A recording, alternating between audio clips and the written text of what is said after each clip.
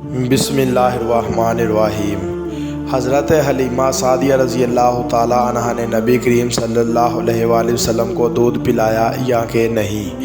سب سے پہلے حضور اکرم صلی اللہ علیہ وآلہ وسلم نے ابو لہب کی لونڈی کا دودھ نوش فرمایا، پھر اپنی والدہ ماجدہ حضرت آمنہ رضی اللہ تعالیٰ عنہ کے دودھ سے سیراب ہوتے رہے، پھر حضرت حلیمہ سعدیہ رضی اللہ تعالیٰ عنہ آپ کو اپنے ساتھ لے گئیں اور اپنے قبیلے میں رکھ کر آپ کو دودھ پلاتی رہیں، اور انہی کے پاس آپ کے دودھ پینے کا زمانہ گزرا۔ شرف عرب کی عادت تھی کہ وہ اپنے بچوں کو دودھ پلانے کے لیے گرد و نواح دیہاتوں میں بھیج دیتے تھے۔ دیہات کی صاف ستھری اور آب و ہوا میں بچوں کی تندرستی اور جسمانی صحت بھی اچھی ہو جاتی تھی، اور وہ خالص اور وسیع عربی زبان بھی سیکھ جاتے تھے، کیونکہ شہر کی زبان باہر کے آدمیوں کے میل جول سے خالص اور صحیح و بلیغ زبان نہیں رہا کرتی۔ حضرت حلیمہ سعدیہ رضی اللہ تعالیٰ عنہ کا بیان فرماتی ہیں کہ میں بنی سعد کی عورتوں کے ہمراہ دودھ پینے والے بچوں کی تلاش میں مکہ کو چلی۔ اس سال عرب میں بہت سخت کال پڑا ہوا تھا۔ میری گود میں ایک بچہ تھا، مگر فکر و فاقہ کی وجہ سے میری چھاتیوں میں اتنا دودھ نہ تھا کہ جو اس کو کافی ہو سکے۔ رات بھر وہ بچہ بھوک سے تڑپتا اور روتا بلبلاتا رہتا تھا، اور ہم اس کی دلجوئی اور دلداری کے لیے تمام رات بیٹھ کر گزارتے تھے۔ ایک اونٹنی بھی ہمارے پاس تھی، مگر اس کا بھی دودھ نہ تھا۔ مکہ مکرمہ کا سفر جب کھچر پر میں سوار تھی، وہ اس قدر لاغر تھا کہ قافلے والوں کے ساتھ نہ چل سکتا۔ میرے ہمراہی بھی اس سے تنگ آ چکے تھے۔ بڑی بڑی مشکلوں سے یہ سفر طے ہوا۔ جب یہ قافلہ مکہ مکرمہ پہنچا تو جو عورت رسول اللہ صلی اللہ علیہ وآلہ وسلم کو دیکھتی اور کہتی کہ یہ یتیم ہیں، تو کوئی عورت بھی آپ کو لینے کے لیے تیار نہیں ہوتی، کیونکہ بچے کے یتیم ہونے کی وجہ سے زیادہ انعام و اکرام ملنے کی امید بالکل نہیں رہتی۔ ادھر حضرت حلیمہ سعدیہ رضی اللہ تعالیٰ عنہ کی قسمت کا ستارہ جگمگایا اور زیادہ بلند و چاند سے زیادہ روشن تھا۔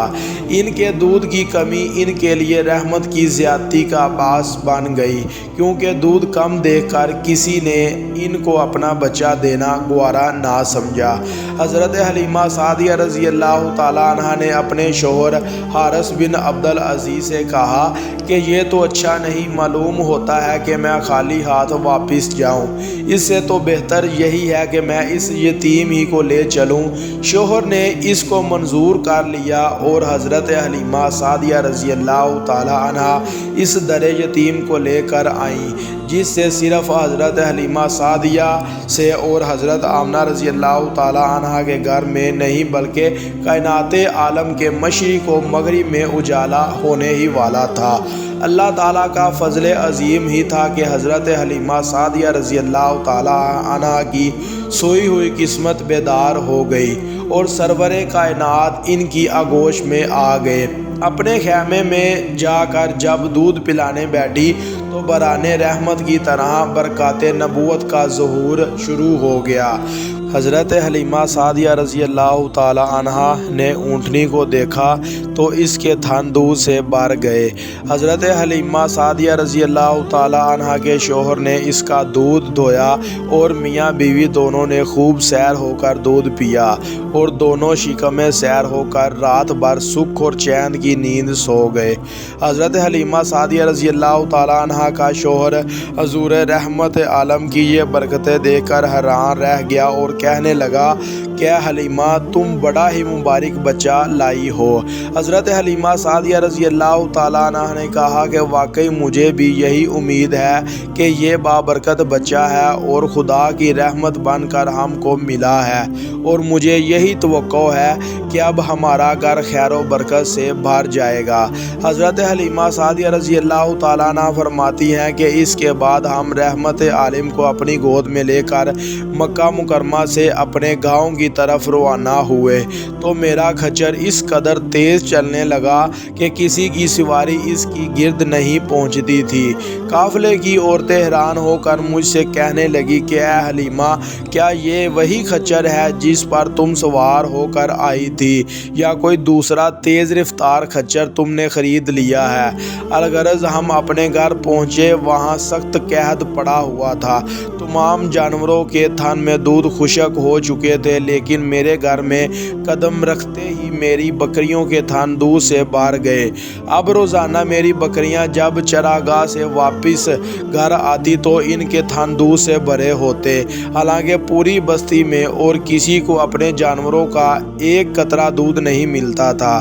میرے قبیلے والوں نے جب چرواہوں سے کہا کہ تم لوگ بھی اپنے جانوروں کو اسی جگہ چرایا کرو جہاں حلیمہ سعدیہ کے جانور چرتے ہیں، چنانچہ سب لوگ اس چراگاہ میں اپنے مویشی چرانے لگے جہاں میری بکریاں چرتی تھیں، مگر یہاں چراگاہ اور جنگل کا کوئی عمل دخل ہی نہ تھا۔ یہ تو رحمت عالم کی برکات نبوت کا فیض تھا جس کو میں اور میرے شوہر کے سوا میری قوم کا کوئی شخص نہیں سمجھ سکتا تھا۔ یہ تھی ہماری آج کی ویڈیو۔ اچھی لگے لائک اور کمنٹ کریں، ہمارے چینل کو سبسکرائب کریں اور ساتھ بیل آئیکن کو پریس کریں تاکہ ہماری ہر آنے والی ویڈیو کا نوٹیفیکیشن آپ تک پہنچ سکے۔ جزاک اللہ۔